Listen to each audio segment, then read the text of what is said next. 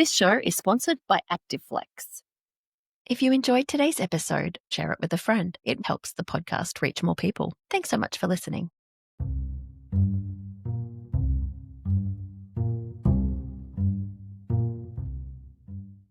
Welcome to the Once Upon a Real Life with Belle episode, where we learn about being a foster carer, but not in the way you might expect. I'll talk through the practicalities and realities with my guest, but you'll notice I didn't go too deep into the emotional side of caring. That's because those feelings are big, they're complex, and they deserve their own space. This is the start of an important conversation. Today's guest is someone whose heart is firmly in the right place, a former foster carer who now works with inclusive foster and kinship care, helping others navigate the rewarding and sometimes challenging world of fostering. We're talking about what it really means to open your home and your heart to a child in need, the myths that stop people from saying yes, and why we urgently need more foster carers now more than ever. Whether you've thought about fostering or just want to understand it a little bit better, welcome, Georgia. Thank you for having me, Belle. Appreciate it. It is my pleasure to have you here. This is also something that's very close to my heart. As a foster carer myself, I provide respite care for children when it suits our family, and I know that I can always come to you, and you're the best. So having the best on this couch here to explain Thank you. what being a foster carer is something really special. So thank you. There are many myths about foster care. Tell us one misconception which you wish more people would understand. So I think one of the biggest misconceptions is that carers and carer families need to be perfect. They need to have all their ducks in a row. We're just after the average Joe family. We're not after anyone that's super special or has huge amounts of training and experience. We just want people that can open their home and their heart to foster care. So Queensland, there are 11,000 children living in out-of-home care in Queensland. Every day we have multiple children that need families, and we just don't have enough carers to meet those needs at the moment. It's really, really heartbreaking that children just are not finding a fit family that can take them in and just love them. And, you know, I'll get calls from you weekly or someone in your team. Mm-hmm. And for me, as a respite carer, I can say yes if it's suitable, or I can say no if we've got something on or it's not suitable for whatever reason. And I just have found that every child that I've collected or has been popped to my doorstep has been a living legend. Yep. I've never met a child that I didn't like. That's right. These are kids. They're normal kids. I think a misconception is that these kids are really badly behaved and really naughty and really terrible and the worst of the worst kids. But it's the opposite. They are just the most beautiful, loving, caring children, and they just want some normality. They want to be loved and cared for. They want to be safe, and they want to know that they're loved and that they're wanted. I'm telling you, you're just giving me goosebumps. So the children that come through our door, they just want to stay. They do. And they're very, very open about that. They will tell me, Yep. Can I please live with you? Yep. Oh my God, you've got a pool. Oh my God, I can go to the cupboard and get anything I want to eat. Yep. Are you serious? You know, they're simple things that our children just take for granted. Absolutely. And that's another reason I love being a foster carer, because it teaches my children to have some humility. Absolutely. Be a bit humble about, you're so blessed and you don't even know it. Yep. Yeah, my own children, I started fostering when I was pregnant with my daughter, who's now 23, and my son was 2.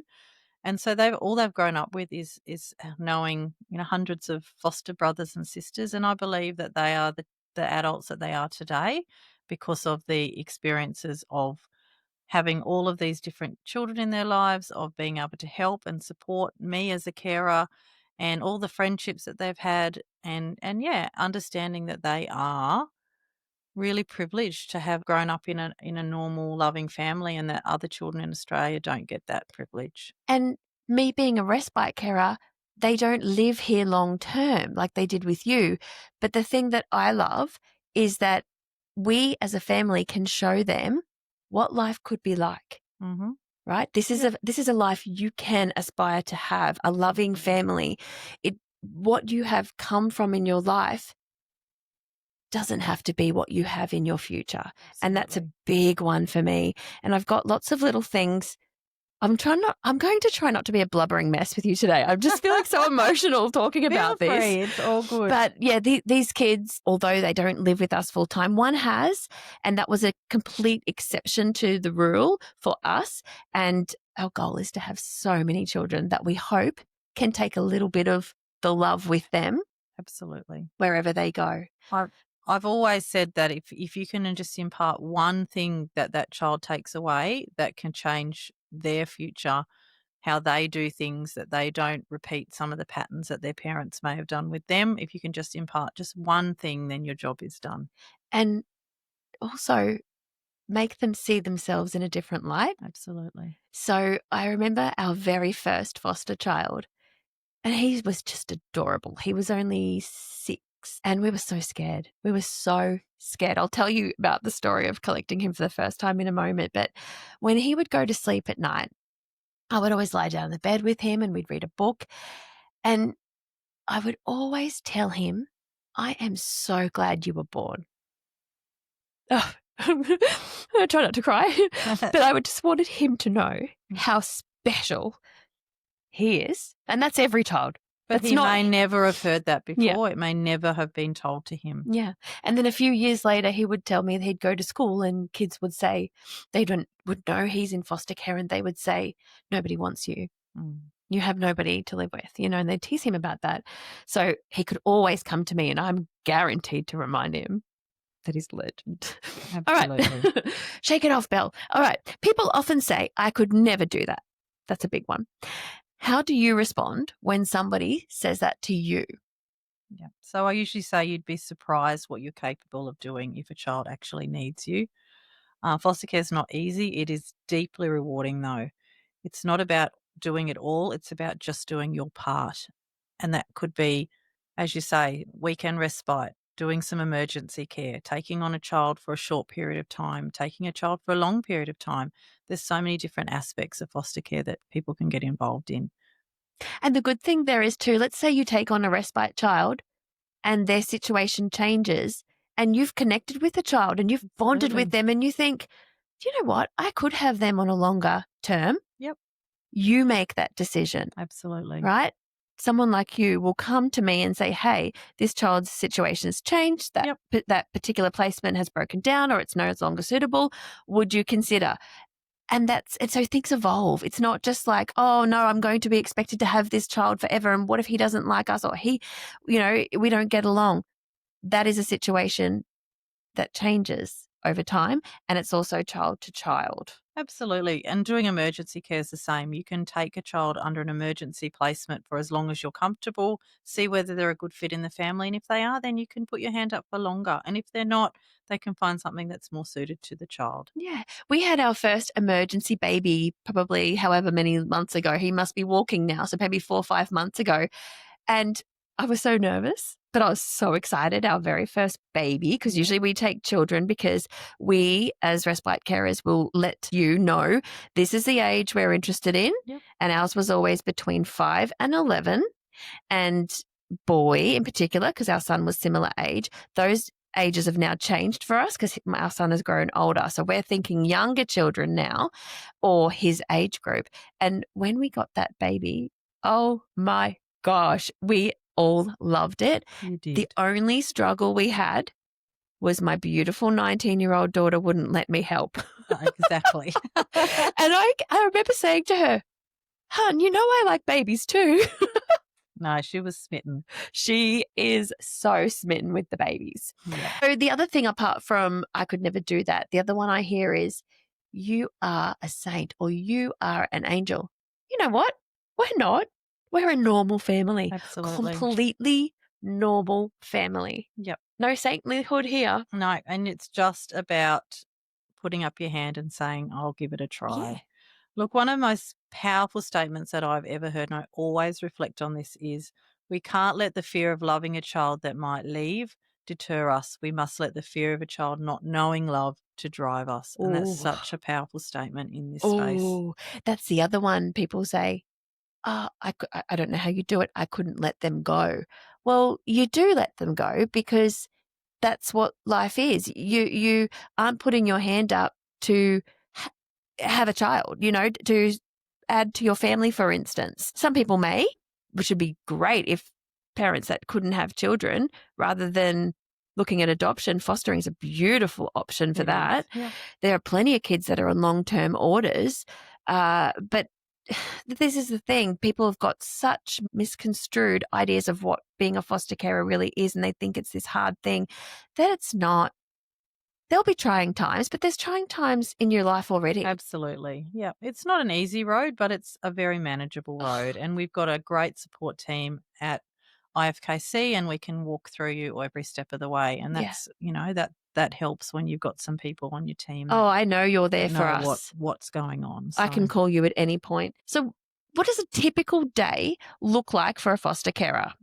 Or is there any such thing as a typical day? well, just as raising your own children, every day can be different. But look, a typical day is just, school runs. You can have caseworker meetings. You can making dinner with the toddler wrapped around your legs.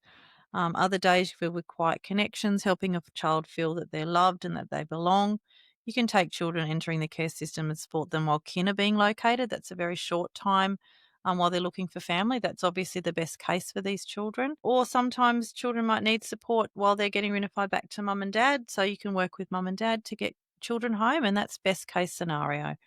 So others may choose longer term care, which is when children can't, it's deemed by child safety they can't go home. So that's taking a child and giving them option till they're an adult.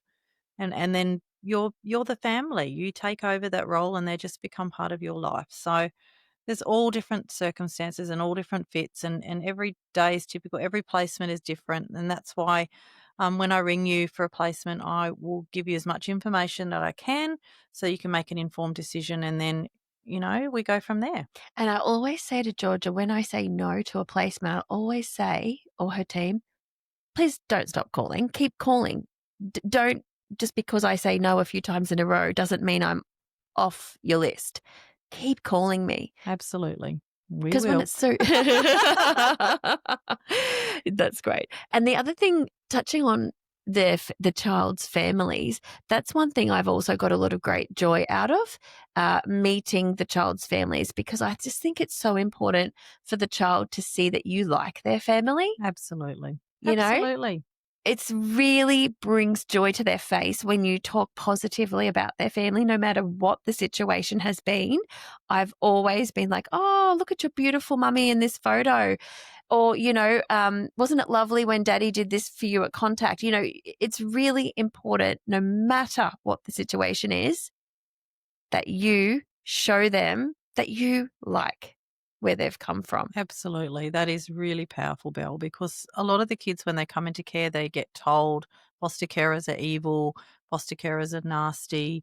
By their families? By their Yeah. families, and they're really scared when they Yeah. come into care. And then when they find that carers are really kind and loving and caring, and that you can then show mum and dad that you're kind and loving and caring towards their children, and you're not a threat. You're there to work with them to parent while they can't, and that kind of helps break that barrier down. And best case scenario, like you say, is always back with family. And Absolutely. it's so evident to me, no matter what the child, and I'm thinking of a bunch of them here, no particular one at all, but how much they love being here, they want to be back with their family. Absolutely. I could be, the Queen of England giving them, gold on a platter, but where they love it, of course they love it, but their heart belongs to their family. Absolutely. It's intrinsic. It is, absolutely. And the goal, child safety's goal, is always to get children home to family, and if not to family, then to kin. So, sometimes that doesn't work, but, that is that's what they try to accomplish. And if you've got the good relationship with the child at that point, you are always going to be there if it doesn't work out. That's for right. them going back home. They know they can come back to you. You've been a foster carer yourself. How did fostering impact your household and your family or friendships? Look, I love my time being a carer. I was a carer for 14 years and I was able to influence and, love on so many beautiful children. And it was a beautiful time in my life. Um, I found that I needed to retire from fostering while I went back into the industry because I felt that it wouldn't be able to give what I needed to the kids in my care while I'm working in this area. But I miss fostering. I really do. I really cherished that time and really loved that part of my life. Look, it can impact your family in lots of ways. Look, positively and negatively. You need to know your boundaries. You need to surround yourself with other like-minded individuals, other carers, other kinfolk that understand and have a really good support network out there. But look, it reshaped our family in so many ways. It's brought patience and empathy and a deeper sense of purpose into my life and into our home. My son was little when we started and he's just beautiful. I can throw him a baby and he's quite comfortable as this big 6'6" bearded And he'll man. change a nappy? And he can do all of those things because he's always been there. Like Yeah. he's going to make a beautiful daddy because Yeah. he's just had that experience of having children around and relating to children. So, they've had hundreds of siblings from newborn tiny, tiny babies to children their own age to having big sisters that, loved on them when they were little. So, yeah, it's, not all the kids have had the same opportunities, as we said, and it's really nice for our biological children to grow up with So what about foster friendships? Did you siblings. use your friends for support? Absolutely. I've really cherished having a really big support network of carers around me. I've always run carer play groups and carer support groups and different things over the years. So that's one thing at Inclusive we're trying to do is to build platforms for carers to get together so they can support each other. So we're starting a carer play group. We've got a carer men's group that's starting so that men can connect and be really good role models to the kids in And it's good care. having the playgroup because you've got children who can see themselves in each other. It's not, Absolutely. I'm normal. Absolutely. This is my normal. Yep. And, if, having those other carers that know and understand, you don't have to explain yourself. There's, that organic They get support. it. Yeah, they get it. And the other thing is they can share resources, they can share clothes and toys and Yeah. baby equipment. The amount of time I've done the ring around going, has anyone got a double pram that a carer can borrow who's taking a placement this week of twins? That sort of thing. Being able to, I yeah, should have share reached out to you resource. on the weekend because I needed a bike. I ended up finding one, but I needed a bike. So I'll just say for me, I use my family and friends a lot as a Yep. foster carer.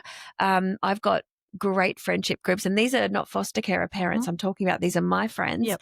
and they are so supportive and they love on these children that we have Absolutely. so much. They are every bit as connected and involved in the children as we are. And on last weekend, when we had this gorgeous boy, I just was experiencing such anxiety before he arrived because I was really nervous because he was the oldest boy we've ever had. Yep. And I was just nervous and I can't even put a finger on why.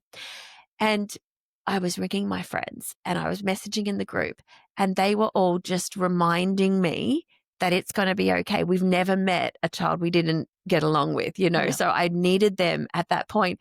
And then after I had him for 10 minutes, I just wish I could have pulled the car over and gone to everybody. It's okay. Everything's great. He's amazing. Yeah. So I just had nerves, and I'm sure all foster carers, when it's something or someone new, maybe have a little bit of nerves, but gosh, when you meet them, it dissipates. Of course. Of course, everyone's going to be a little bit anxious when a child's coming into their care. And that's why we say, look, let's just see how they go over the weekend, see if they're a good fit, if they get along with your kids. So, like that's all part of being a carer is placement matching. So, when I rang you about that young man, Yeah. like I already knew that young man and I knew he'd be a good fit. And I'm not going to ring you for children I don't And you don't. know. And I appreciate that so much. And because you know our family and you're so involved with all of your carers and taking care of their needs, you know what they can handle and what they can't handle. Absolutely. And I know you'd never give me a child that I can't handle. I will try my hardest. No, you've never have. You've been great. So what kind of support is available for foster carers emotionally, practically, and financially? So in Queensland, carers receive a fortnightly allowance. They get access to respite care, so paid respite care. If you take a full-time child on board your home, you can access respite Like care. me. So Yeah, someone that has the child full time, they can go to you and then you absolutely. can come to me and say, hey, I've got a wedding on that weekend or Absolutely. I've got the flu or, Yep, absolutely. So they get ongoing training, Mhm. and if there was a specific area of training that a carer was interested or needed around a specific need a child had, we could link them into training. We have 24/7 support, so our team are always online. You can catch us anytime during the day or nights for support. We have our carer network supports, our playgroups, things like that, our caseworkers and our support staff. We also will check in and do a home visit once a month. So we come into the home, sit down, talk about how everything's going, how's the placement, what do you need, what can we support you better or further with. And yeah, we're just available on the phone if you need us. I remember that child, the little baby that we had him twice, just beautiful. Uh, and I remember the night we received him on an emergency placement, you were amazing. The very next day, you bought me around a pram and you bought around a baby NutriBlitz. So you put the veggies in there and then it steams them and then it processes them. And I was like, wow, they didn't have this when my I kids know, were I didn't little. have it when I had a And I million felt foster so kids. supported because I didn't have any baby things. I had nothing.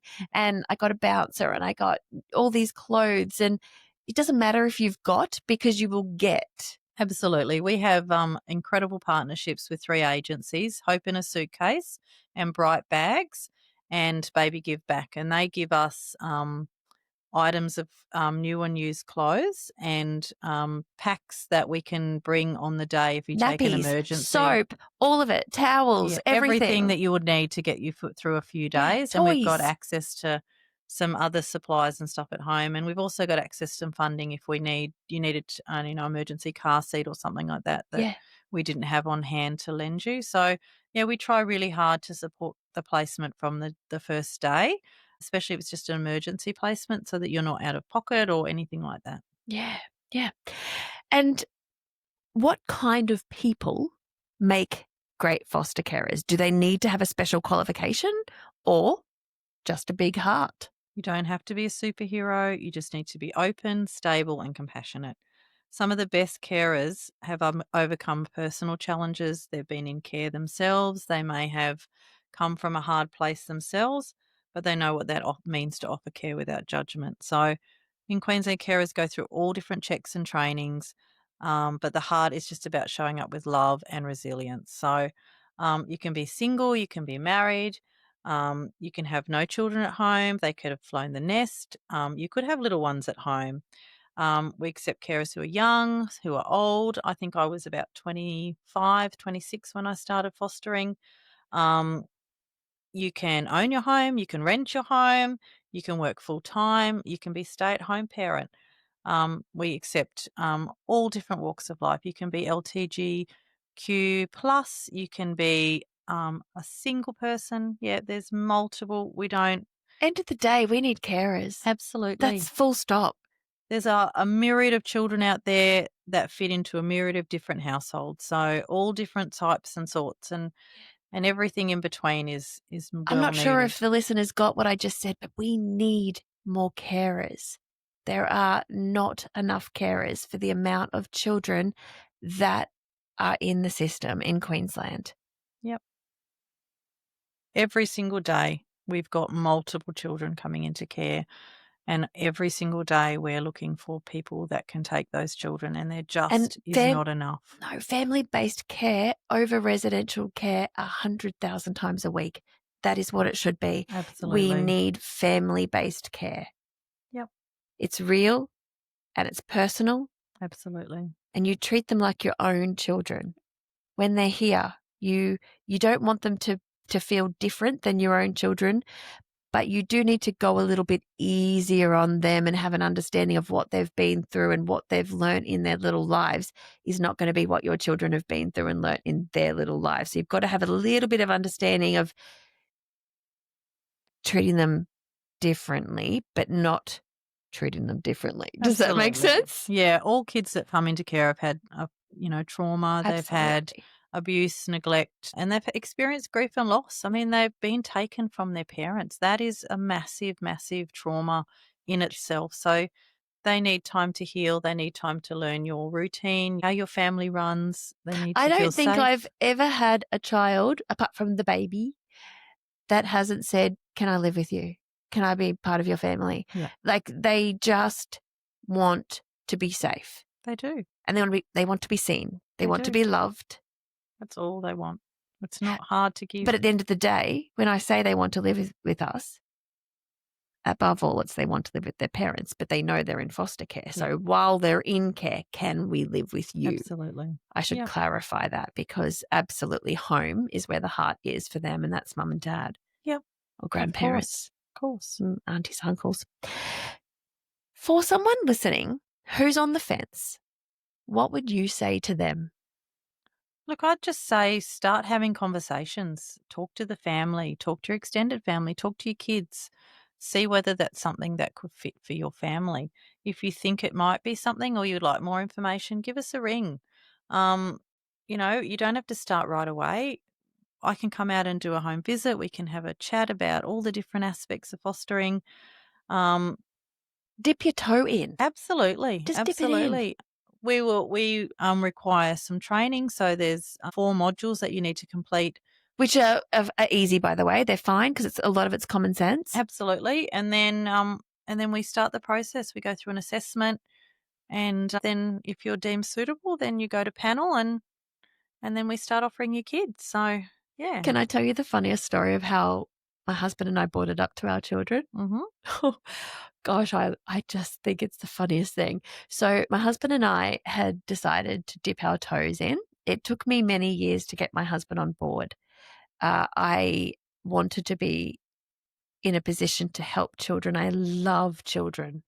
Children are just blessings. And my husband, probably it took about 6 years to get him on board.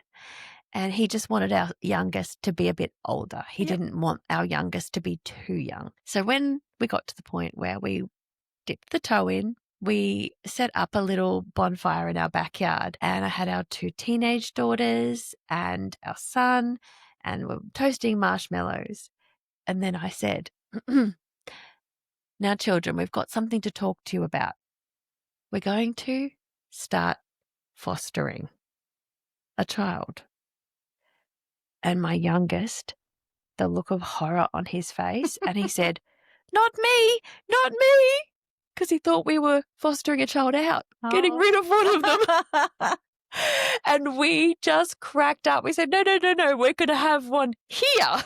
None of you are being chosen," and then flicked off to the foster care system. Oh, goodness. Oh, my goodness. We just always thought that was the funniest thing.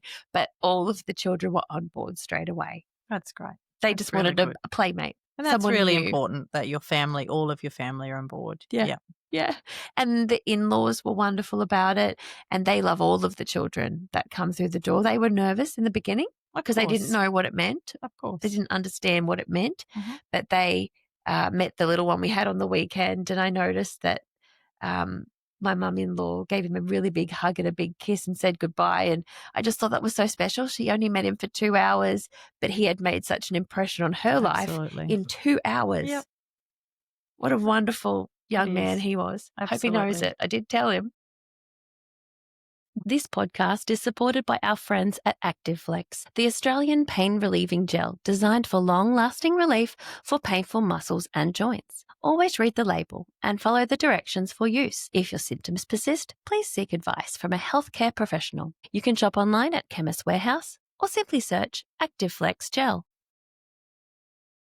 What has fostering taught you about yourself? I think it's taught me that I'm stronger than I thought I was, and a bit softer too. It's helped me to grow in ways that I've never sort of expected. Like just being able to contribute to all the little lives has just been so wonderful to me and a real blessing in my life. And even though I'm not fostering now, I'm still involved with so many of those children's lives. And now I'm not a pseudo mum. I'm now an auntie. And some of those children have gone home to parents and I'm still part of their lives. And some have gone to kin and some are with other carers. But, each and every one is so special, and a lot of them I've been able to, stay in contact with and support them ongoing. So it's really fantastic. Do you know what I've learned about myself? So I've learned that I'm an advocate. Mm-hmm. I will You're a not great advocate. I will not tolerate anything but the best. Yep. I can't. Absolutely. And the other thing is, when I say advocate, I will tell Georgia anything I'm not happy with Yep. for them. Yep. Because they can't. They don't have a voice. That's right. Because in the past, perhaps they haven't been heard, so they stop trying. Yeah.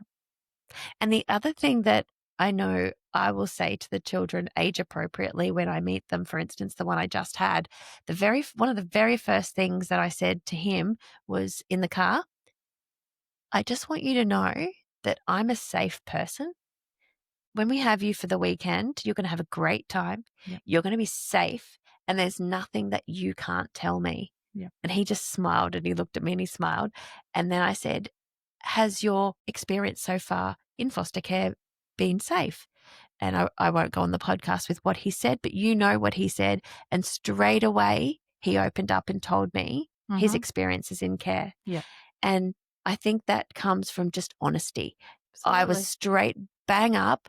I am a safe person. Yep. I need you to know that. And I'm going to give you my number.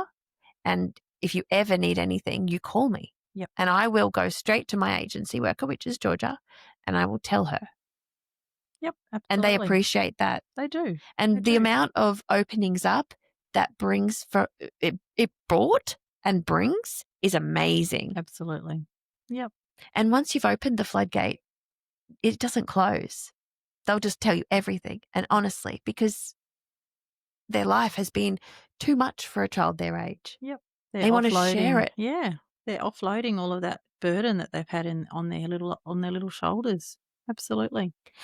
So what does it mean to a child when they have a safe and reliable roof over their head and a sense of belonging? Well, it's everything for a child. If they've had trauma and neglect and instability, safety isn't just about a house. It's about being seen and heard and accepted, which is what you've, been able to instill in this young man. Stable placements can change, but watching a shy, scared little child grow in confidence, master new skills, achieve big things, have the opportunity to experience all that life has to offer is so rewarding. Yeah. Yeah, absolutely. And do you know what else I love? When they just pop off the swear words, because they do.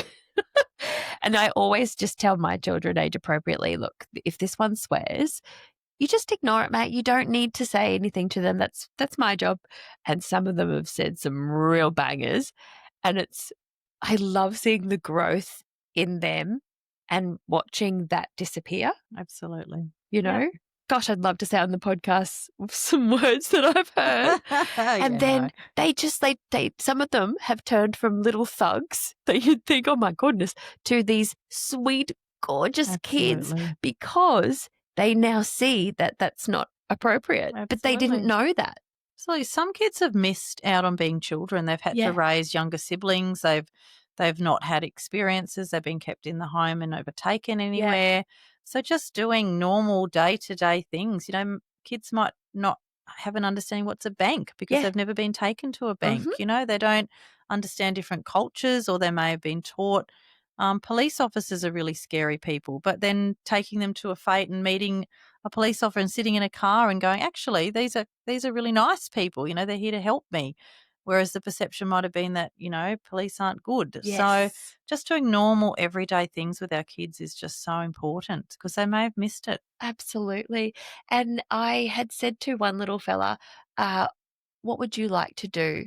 And I mentioned a few little things. And when I said the word time zone, his entire face shone like a star. And he's like, really? I have always wanted to go to time zone and I've never been. And those boys just went crazy at time zone. And I heard him on FaceTime with his dad the following day, And oh gosh, he was just telling his dad all the wonderful things we did and time zone and the pool. And I could hear his dad was so happy to Yeah. hear it as well. Like Absolutely. they do have, some of them, the lucky ones, have good relationships with their parents. Absolutely. And it brought tears to my eyes hearing the dad's response, which was, mate, that is so cool.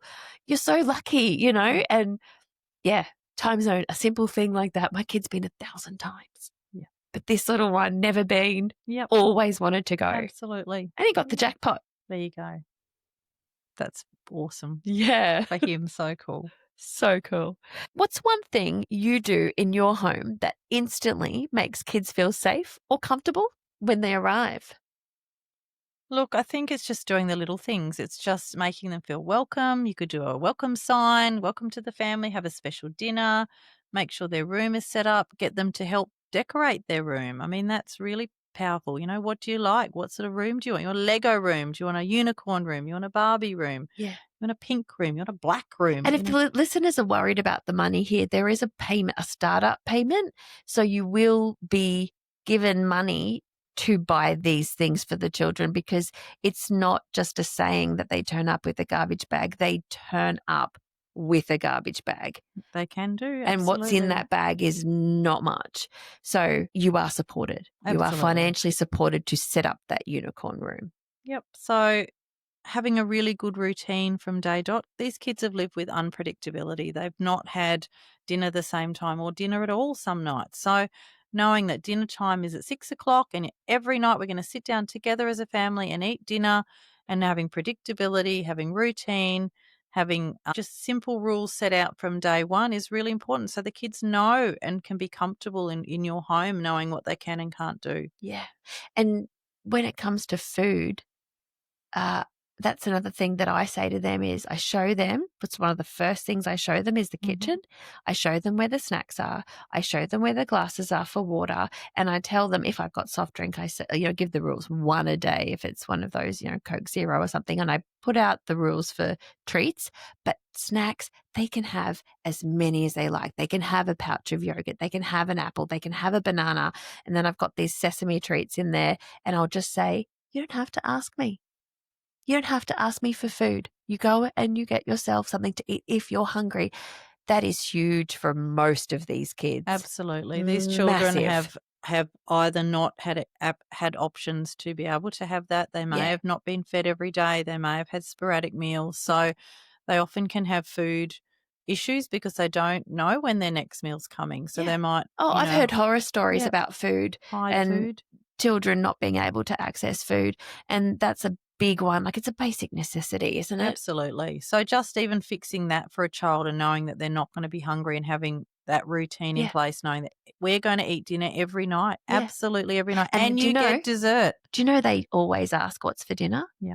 They always. It's They like do. they need to know that they will be fed, even though they've probably been here before, they still ask. Yep. Yeah. Yeah. And I did have some siblings one time, which they were gorgeous. But the way that the siblings take care of each other, you can read between the lines what's happened, because I'll see the older one will take such care of the younger one. Absolutely. Often they've been the parent. Often they're the ones that have raised the little one. So, yeah, absolutely. I remember serving a meal, and one was a gorgeous little girl, and I would always get her to cook with me. And then when we would serve the meal, she would say, now, which one is my brother's? And then I'd say, you choose. And she'd go, and she'd always choose the biggest one. And then she'd make sure he's sitting at the table, and she'd put it in front of him and go, now, this is yours. And just having that ability to know gotta cry that they're again. going to be fed. It just shows me what she's been through. Absolutely. Absolutely. These kids are so often parentified that they have never had the opportunity to be kids. So I remember I had a 14-year-old come into my care, and she was the eldest of 3 children, and mum had severe OCD. Mum wouldn't allow the kids to play or make a mess because her house had to be perfect. So these kids had missed out. And this girl at 14 came into this chaotic house with lots of little children and a zillion toys. And she spent the first few weeks playing Barbies and dress-ups and dollies. And she had just the most lovely time, and it was just about her being free to play and make a mess, and she got out the Play-Doh and she'd get out the paints and she'd just be a child Just without be. constraint, and just, she had so much delight. Best thing we ever did. Yep, Honestly, the absolutely. best thing we ever did. And that's why when people, like, they say, "I can never give them back," or "You're a saint," or "I could never do that." You can. Absolutely, You you can. can. Absolutely. And I think you should, Yep, especially if you've got children or you don't have children or you're on your own or you're not on your own. Any situation, there's merit. Absolutely. absolutely. Yep. Oh, my makeup's running. One other thing that I like to do when there's a new child is show them where the food is and where the toilet is and where their bedroom is and where they'll sleep that night and things like that. But sometimes I might, if I don't have toys age appropriately, I might buy a little toy for them. And I'll just give you a little story of the very first child we ever had. And we didn't know much about him at all because you don't. You don't No, know much about the sometimes you children. don't. Sometimes you know more than others. Yeah, Sometimes you know nothing. you know nothing. And so I went to collect him and he was hiding behind a curtain and he wouldn't come out from behind a curtain. So I couldn't even see what he looked like. And I sat on his bed with my son, who was also nervous because we'd never had a Hmm. foster child before. And I was trying to coax him out. He would just kind of pick up things that he could reach from under the curtain and throw them at us. And everything he threw at us, I would pick up and go, "Oh, wow, look at this." And it would be something random, but I would talk about it just Mhm. to try and break the ice. And he would keep throwing things. And this went on for a little while. And eventually he threw at me an empty Hot Wheels box. And I went, "Oh, wow, mate, these are Hot Wheels box. I bought you Hot Wheels and they're on your bed at our house." And then he stopped throwing. And then his little voice said, I've got Hot Wheels." I said, "Do you? Show me your Hot Wheels." And he bolted from behind the curtain straight into the lounge room and hid behind the lounge room curtain. And because his carer had packed his bag at the door, and then we followed him. And I said, "Oh, are you going to show me, mate?" And then he bolts from behind the curtain to his little packed bag and opens the bag and shows me the Hot Wheels. And Ah, that's all we needed, yep, a connection, absolutely. right? Yep. And had I have just tried to pick him up from behind a curtain, can you imagine how traumatic that would have been? Yep. But I had the patience to play the game that he was doing, which he would have just not wanted to be going with these strangers. But that's scary to go with It's strangers. scary. Absolutely It's scary. scary. And then this was the beautiful thing. So then after the Hot Wheels, he was happy to jump in our car. And then we're driving home and he had a Spider-Man mask and he had it on his face and he wouldn't take it off his Mhm. face, and that's fine. So we still hadn't seen what he looked like. And we're driving home and I was talking to him and I was like, "Oh, so you're in I think grade 1 at the time, so he must have been 6. You're in grade 1." And he wouldn't tell me his school name. He said, "I don't know." And I said, "What's your teacher's name?" "I don't know." That's fine. We got home and I made him and my son a waffle. I had these frozen waffles in the freezer and I cooked them for the kids. They had them at the table. The mask is off at this point. And then we played puzzles. Now, within 20 minutes, he was happily playing with my kids Yep. and he called out from me from downstairs. And he said, "Oh," I'll cut out my tears. Okay. Hang on. Take a breath.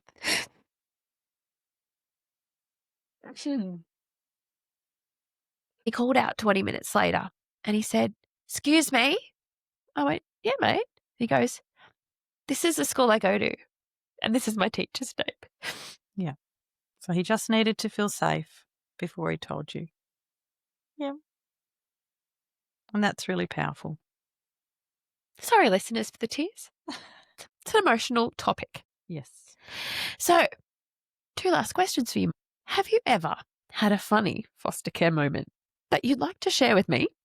Something the kids said or did that made you laugh? Look, all kids they can just be so hilarious. And when they're learning and experiencing all these new things in their life, they can come up with some pretty funny things.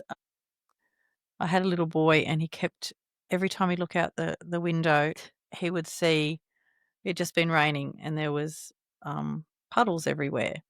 But he was only about 18 months old, 2 years old, and he'd call them putty muddles. Said the putty muddles. Oh, And my that's goodness. never, ever left me. And every time I see a muddy puddle now, I think of the putty muddles. And he used to try and say motorbike, but he couldn't say motorbike. He'd say motorbike. So every time I say motorbike now, I have memories of this beautiful little boy saying he's motorbike. And yeah, look, it's just, they're just, The kids. they're hilarious. They're kids. They're They're so funny. I know one 13-year-old I had, he had a little bit of a speech issue, and he knew it. And a couple of words he would say wrong. And I spent the weekend, he was only on respite. I spent the weekend working on the words he wanted to get right. yeah. And I'm just a respite carer. Mhm. By the end of the weekend, he was could not do it. saying hostable, Yeah. 13. Yeah. He was saying Hospital. hospital. Yeah. It took so much thinking and concentration for him to turn hospital to hospital.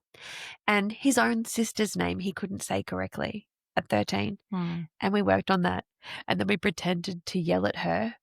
And I'll just say blank for her name. Blank, I've broken my legs and I need to go to hospital. So we made a joke out of it. Yeah. And we'd say it quietly, we'd say it loudly, we would yell it.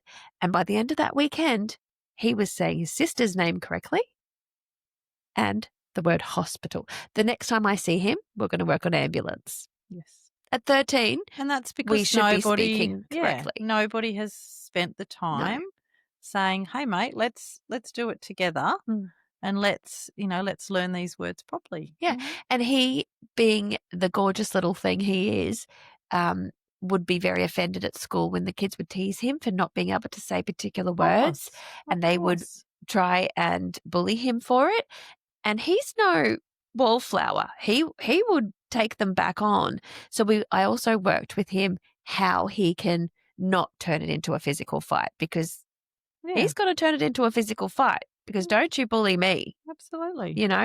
So A, taught him the right words. B, I taught him what to do instead of a physical fisticuff at school. And I hope he does that. I said turn it around on them and embarrass them for wanting to have a fisticuff. Yeah, absolutely. Yeah, these kids just haven't. Why would you want to spend that time? Yeah, why would you want to fight me? Exactly. Why? Exactly. So, is there anything you want to say at the end of this episode for the listeners? They can reach out on our website, or they can call our number. So I'm going to put the links to your agency. If they're not within our catchment, then they can contact Queensland Foster and Kinship Care, and they'll find them an agency that is in their local catchment area. As a matter of fact, on that Queensland Kinship and Foster Care website, there are a whole list of agencies. There are. So you could contact any of those agencies, dip that toe in. Yep, absolutely. We need you. Absolutely. These kids need you. From the New South Wales, Queensland border right up to Cairns, there are kids that need care. And hold me a newborn for when I've got availability. Yeah, absolutely. Do you want to read the poem? Yeah, read me a poem. What have you got? Look, there's this beautiful poem that I came across. It's from the perspective of a foster carer, and I just found it really powerful, and I thought it might be really nice to read out today. It's called Why. The most common statement question asked of me when people I meet hear what I do: how do you do it? I could never give them back. Well, here is why. I'm an adult. I get to choose my life. These children have no choice in a life, or red tape, or bureaucracy. A child lying on the floor for the 5th or 6th time this evening, they need my full attention. I wasn't mad, not even frustrated, just tired. I had laundry going, a baby to feed, sippy cups scattered around the living room. My back hurt, and so did my heart. I sat there on the floor alongside them. Because here's the truth, no one really wants to say out loud. Foster care will leave you doubting everything you do. It will frustrate you at times, leave you with nothing left emotionally. It will break your heart wide open over and over again until it doesn't fit the way it used to. It will stretch you in ways you didn't agree to. It will humble you. It will make you doubt everything you thought you knew about kids, about love, about fairness, and about faith. You will lose sleep over children you didn't even know existed a week ago. You will grieve reunifications and celebrate them in the same breath. You will grow attached without telling child safety you understand that attachment isn't permanent. You will watch a child call someone else mum on a Tuesday and then cry for you at bedtime on a Wednesday.